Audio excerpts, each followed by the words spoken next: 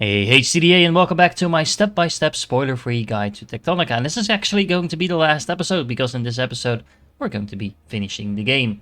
Well, if you haven't done so yet, I highly recommend that you watch the previous episode in which I show you how to start mass producing those biobricks if you still need some fuel to actually pump out sectors 14 and 15 specifically, because those will take a lot of fuel to do so, and honestly a little bit of time as well. So if you haven't done so yet, make sure you go and drain, especially at level 14, because you are going to need that terraforming. Where is it? Yep, the excavator bit Mark 7. Just as an additional tip, you don't need to produce all the biobricks in one place and then transport them all over the place, because that can be really annoying due to the limits of the belt. However, you can also just produce it locally. That does mean you need to manually bring in the carbon powder bricks as well as the sesamite gel. But then you only need to plug these into an assembler and put that assembler right next to the pumps on a belt, and you will be producing a massive amount of biobricks locally. Now, of course, this will run out if you don't manually feed it in, but just a couple of these stacks like I have over here will run for like about 9 hours, I believe. So yeah, that's going to be plenty, and as long as you have automated fuel enough to make sure your dig speed doesn't drop under your refill rate, even if this runs out, that doesn't matter.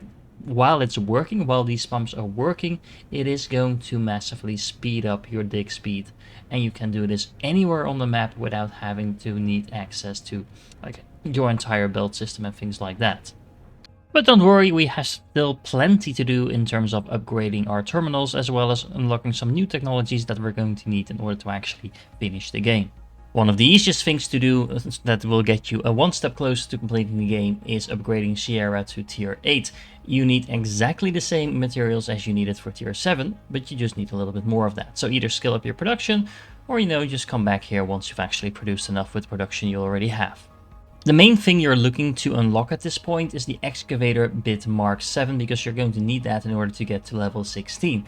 However, even though the game actually tells you it's supposed to be on level 14, it's not, it's on level 15. You will be guided to that, but you need to get pretty far into the story, or in other words, you need to pretty much drain level 15 in order to get there, so make sure you keep doing exactly that. Once you do find it, make sure you start producing it ASAP, because you're going to need 200 of these drill bits to get to the next level, which is going to take a little while to produce, but it's also going to take quite a while to actually drill a distance. In order to make all of that, you're going to need also 200 of the Mark 6 ones, which you probably already have, but you're mostly going to need to focus on getting a lot of sensor blocks as well as sesamite ingots. Now, the sesamite ingots by themselves are pretty straightforward. Sensor blocks are actually pretty expensive to make, so if you're doing any sort of preparation in order to speed up your endgame, make sure you start producing those in larger numbers. However, I expect that the main thing that is slowing you down at this point is the production of relays. Relays are very expensive to make in the normal way. However, you might want to grab this recipe, because it's one of the few very useful ones that are actually in this point of the technology tree. This is going to allow you to make these relays from adamantium slabs and gold ingots, and the gold ingots you will have in production by means of crushing these scraps, and that actually produces adamantium slabs without doing anything other than that. So you already have 2 of those 3 ingredients just ready to go if you have any gold ingot production. The processor arrays are, I would consider, almost free, because you've probably been producing these, if you followed my earlier advice, for a very long time now, so you're probably sitting on hundreds of those. So the combination of those 3 will get you a very easy way to produce more relay circuits. If for this last little bit of the game you want to switch back to just putting up the small little mini mall type of configurations that I've been doing in the start as well, rather than just expanding the massive mall that I've showed you in the previous episodes, then by all means do so, because it's still very viable, especially considering at this point you only need to produce a few things really. Anything else you can just get from your mall if you still have that automated. And you also want to split some of the items between several different things, and you might want to shift that around depending on what you actually need next. Another reason why you might want to do that is, well, if your system is anything like mine, it might start struggling a little bit with your giant factory at this point. And honestly, I don't have a bad system at all, so if you're running something that is a little closer to a potato, you might run into this issue a lot sooner. And again, you don't really need a massive factory like this in order to play the game at all. Something else you might want to scale up like this, you can do so very easily, is science, because you are going to need tons and tons of green science, and actually yellow science in a bit, but for now we will need the green, because honestly everything that you can unlock at this point costs quite a bit, and especially actually unlocking the yellow science costs a lot of green science. So just keep producing it, and of course keep unlocking whatever you feel like you might want to use. Once you do actually get enough green science to unlock the yellow version, you will find out that once again you will need gold ingots, sesamite ingots, and the green science I just told you about to make that. I think you're going to be seeing a theme here, because pretty much everything we produce at this point either relies on gold or sesamite. And of course, in order to make yellow science, all you need to do is just extend the science project a little further, add in some of the ingots that I just mentioned, and you can start producing yellow science.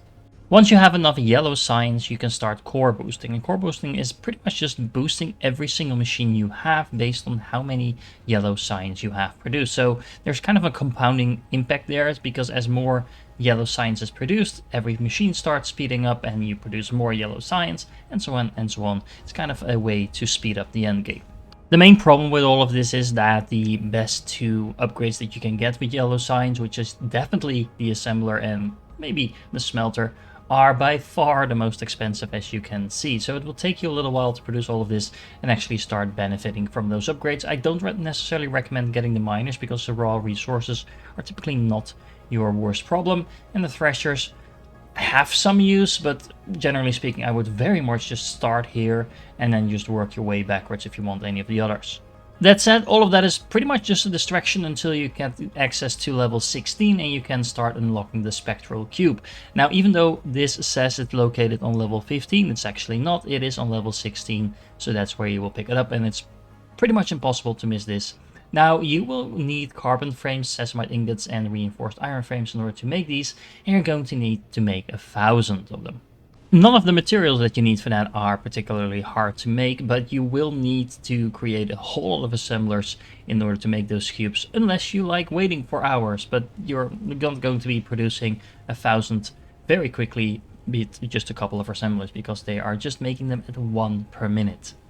Once you've reached this point, it's pretty much just a matter of making some more science, making some more cubes, maybe pumping out level 16 as well, and other than that, yeah, just keep doing whatever you want. You can finish up the entire technology tree if you want, although honestly, like 90% of the stuff that is in there in the late game, it's not really that useful, so as you can see, I skipped most of it, and I recommend that you do the same unless you just want to have some more fun, and of course you can keep expanding. Now, I did notice that at this point my game was starting to lag a little bit due to all the production going on, I assume, in the background, so this is actually why I moved back to level level 2 in order to make my last few white blocks, because, well, this was one of the few levels that was small enough to actually still allow me to play at a reasonable frame rate.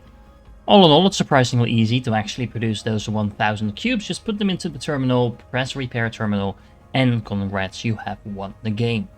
Something that seems to confuse a lot of people, and I don't blame them, is that you get more and more assignments after you initially complete that 1,000 cubes one. You basically need to produce more of those cubes. You don't need to do this to actually complete the game. This is a way that the developers included to actually give you something to do, to expand your factory even further and feel like you're actually working towards something, but these are not part of the story. From this point onward, all you have to do is approach the exclamation mark in front of this terminal to actually get the endgame cinematic. And once you do, you get a pretty long cutscene that is a fairly satisfying end to a pretty good story, especially considering this is a factory game to begin with. Now, as you can see on the top left side of my screen, there are some more assignments that you can follow, but as it also says, that's basically an overtime quest, so you can do that just because you think it's fun, but other than that, there's no more story, no more rewards. This is it. So, If you're here with me, then I hope you had a very good time playing the game. I actually really enjoyed it myself, although I do think the last bit was a little bit too harsh compared to what it needed to be. But hey, I can't complain because I really enjoyed playing this. I hope you did too. If you did, make sure you like and subscribe to the channel because I will be posting more stuff like this, more guides, more games like this. If you're still here, you're awesome, and I hope to catch you in the next one.